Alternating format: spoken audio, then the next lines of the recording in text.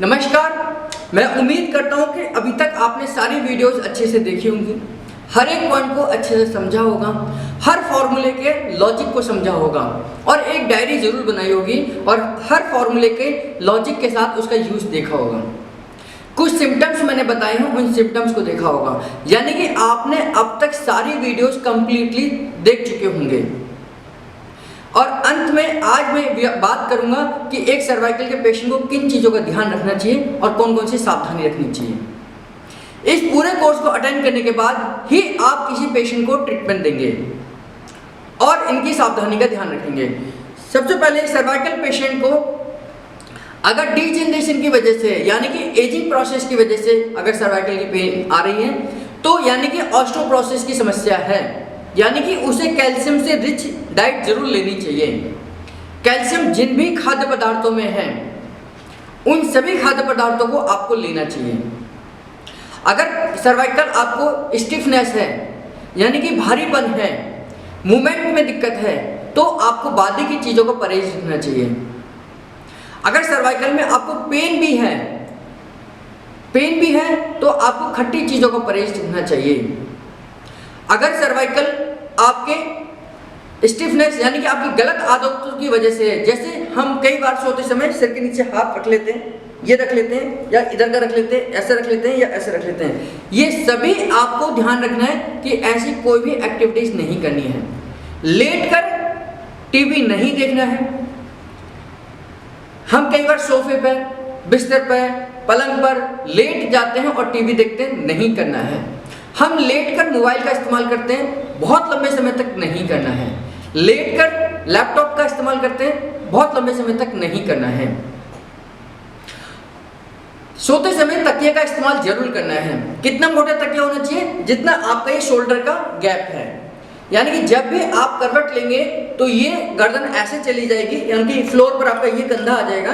तो इस जगह को फिल करने के लिए हम हाथ लगा लेते हैं। ये हाथ ना लगाना पड़े इसके लिए जितना आपका कंधे की मोटाई है इतना मोटा तकिया लगाना चाहिए। रुई के ही तकिए का इस्तेमाल करना है, नहीं तो बाजार में, मार्केट में सर्वाइकल पिलो के बहुत अच्छे पिलो आते हैं, उनका इस्तेमाल करना है। और सबसे अच्छा है अगर सर्वाइकल पिलो आपको बीच में जगह खाली वाला, जो बच्चों का हमने देखा होगा कि दोनों तरफ से उठा हुआ होता है और बीच में खाली जगह होती है, अगर वो वाला मिल जाता है तो सबसे बेस्ट है। सर्वाइकल में एक चीज ये ध्यान करनी है, स्ट्रेस का लेवल का बहुत बड़ा महत्व रोल होता है। यानी कि अगर आप स्ट्रेस में हैं तो सर्वाइकल आपको बहुत जल्दी आएगा। इस स्ट्रेस को खत्म करने के लिए आपको रात की नींद प्रॉपर तरीके से लेनी चाहिए, यानी कि 11 बजे से लेकर 4 बजे तक की नींद आपकी कंपलसरी होनी चाहिए।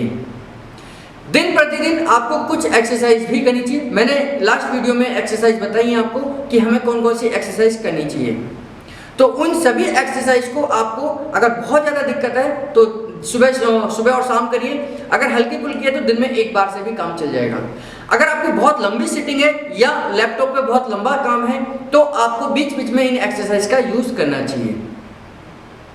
और ध्यान करना चाहिए कि खाने पीने का परहेज करना चाहिए। बहुत ज़्यादा मैदे की चीज़ें, तली हुई चीज़ें या बादी की चीज़ें, खट्टी चीज़ें, इन सब का हफ्ते में एक बार इस्तेमाल हो जाए तो चल जाएगा, लेकिन बार बार इस्तेमाल नहीं करना चाहिए। और वो शरीर के अंदर एसिड की मात्रा ना बढ़े इसके लिए कम से कम 15-16 गिलास पानी का इस्तेमाल करना चाहिए, यानी कि पूरे दिन में 15 से 16 गिलास पानी आपको पीना ही चाहिए। खड़े होकर पानी का इस्तेमाल नहीं करना चाहिए। टेढ़ा लेटकर या कुर्सी पर ऐसे टेढ़े नहीं लेटना चाहिए, ना ही जब आप जिसकी तरफ बात करें उसकी तरफ ही फेस कर आपको बातचीत करनी चाहिए। तो ये छोटी छोटी सावधानी अगर आप रखेंगे तो बहुत सारी, आपको मैं उम्मीद करता हूँ कि बहुत सारी जानकारी और बहुत सारी चीज़ों से आप निजात पा जाएंगे। जो समस्याएं आपको इन फ्यूचर में आने वाली हैं आज ही उनका निदान हो जाएगा। और खास तौर से सर्वाइकल की जैसी कंडीशन में आप इन पॉइंटों का ध्यान करेंगे तो आपको ये जल्दी ठीक हो जाएगी। ये सावधानी हर पेशेंट को रखनी चाहिए। अगर आपको सर्वाइकल नहीं है तो भी इन सब का ध्यान रखना चाहिए कि इन फ्यूचर में आपको सर्वाइकल पेन ना हो। गर्दन का दर्द आपका सोच के साथ भी है तो हमेशा सोच आपकी पॉजिटिव होनी चाहिए, नकारात्मक सोच नहीं होनी चाहिए।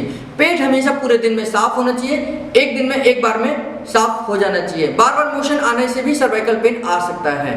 स्ट्रेस लेवल से भी सर्वाइकल पेन आ सकता है।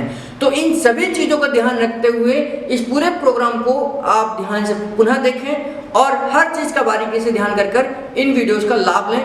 तो मैं उम्मीद करता हूं और आपसे गुजारिश करूंगा कि इस वीडियो का, इस वर्कशॉप का पूरा जो आपने ट्रेनिंग प्रोग्राम का है लाभ अच्छे से लें और लोगों को सही जानकारी और सही तरीके से उनका उपचार करें। धन्यवाद।